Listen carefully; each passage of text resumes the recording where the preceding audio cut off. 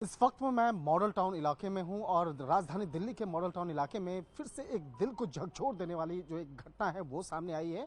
एक शख्स जो है पुनीत खुराना नाम के शख्स जो हैं जो काफ़ी युवा थे, उन्होंने आत्महत्या कर लिया। आत्महत्या करने की वजह जो आप जानेंगे तो बेहद दिल को झकझोर देने वाला है। इस बात को समझते हैं। सबसे पहले उनके कज़न हमारे साथ में हैं।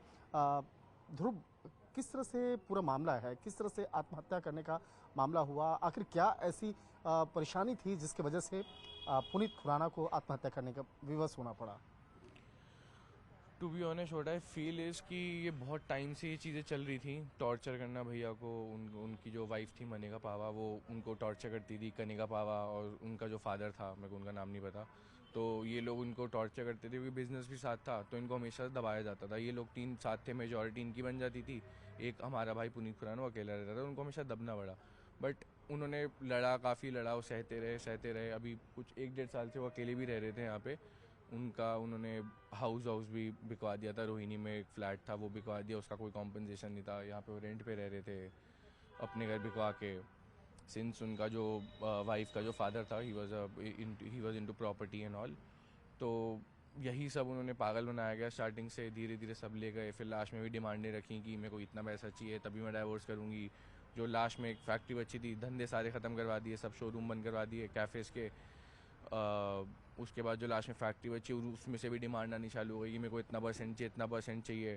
तो भैया ने बोला कि ठीक है, डाइवोर्स करते हैं, अपना अलग अलग करते हैं और अपने टर्म्स लिखते हैं कि इतना इतना हो जाएगा। तो शी वॉज लाइक नो, पहले तू डाइवोर्स के पेपर साइन करेगा, उसके बाद मैं अपनी कंडीशन बताऊंगी। तो हर चीज़ में फंसाया गया, सारे लूप में फंसा फुसू के। तो आई थिंक उनके पास कोई ऑप्शन नहीं था, क्योंकि वो बहुत ही टाइम से लड़ रहे थे इन चीज़ों के रिगार्डिंग। सो मनिका मनिका जो है क्या वो भी काम करती है? कहाँ काम करती वो भी काम करती थी उनके साथ एज अ पार्टनर, उनकी साथ में ऑफिस में और जो कैफ़ेज़ में और बेकरीज़ में।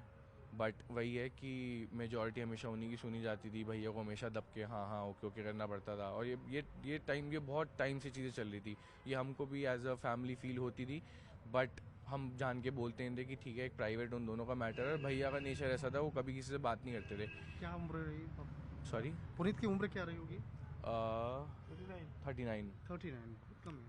सो I guess he was so frustrated कि उनको पहले साल का पहला दिन भी नहीं देखना था।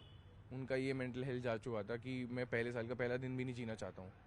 और 31st की रात को ही हंग हिमसेल्फ। तो क्या लगता है आपको कि जो मनिका है, मनिका का ही प्रेशर था या मनिका के परिजनों के द्वारा, उनके फैमिली मेंबर्स के द्वारा भी प्रेशर बनाया जाता था? प्रेशर उनका भी था, उनकी फैमिली मेम्बर्स का भी था। इवन अभी कॉल रिकॉर्ड वगैरह सब गए हैं पुलिस के पास। थ्रेटनिंग कॉल्स भी आना चालू हो गए थे पिछले 1 हफ्ते से। अच्छा। हाँ जी, कैसे? उनकी साइड से थ्रेटनिंग कॉल्स आ रहे थे। क्लियरली शी मेंशन कि मैं पाहवा की बेटी हूँ, मैं ये भी घर तुझसे लेके रहूँगी। सब मतलब टॉर्चर कर रहे थे उनको। ये कॉल रिकॉर्ड आई है, उन्होंने अपनी भी कोई कॉल रिकॉर्ड करी है, ऐसा कुछ आ रहा है। बट वो पुलिस के पास अभी वो ऑनलाइन नहीं हुई, सोशल मीडिया पे कहीं नहीं गई है। We are just waiting for them to give us a green क्या आप फ्लैग। मुझे दिखा सकते कहाँ पे वो आत्महत्या किया? ये जो पंखा है ये इस पे ही या हाँ, उनके रूम में अंदर है। उनके हाँ, कमरे में? यहाँ पे परिवार में अभी सारे लोग अब आ चुके हैं। यहाँ पे अभी पुनीत आज अकेले रहते थे? नहीं, अपने पेरेंट्स के साथ। पेरेंट्स के हाँ साथ जी, ही? उनके पेरेंट्स का यहाँ पे रूम अलग पेरेंट्स में था। कोई हैं साथ में? मम्मा है उनका। अम्मा है। हाँ जी। तो यहाँ पे फिलहाल मैं दिखाना चाहूँगा, ये पुनीत का घर है।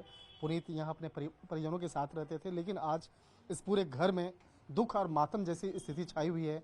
क्योंकि जिस तरह से पुनीत जो एक काफ़ी युवा वो बंदा और काफ़ी युवा होने के बावजूद जिस तरह से वो मानसिक तौर पे परेशान हुआ, आज देखिए आज पूरे घर में आज उनके मातम छाया हुआ है। घर के लोग परेशान हैं और ये घर के तमाम जो लोग हैं बाकायदा उनको देखा जा सकता है। और जिस तरह से स्थिति यहाँ पे बनी, हालांकि अब ये मामला इन्वेस्टिगेशन का है।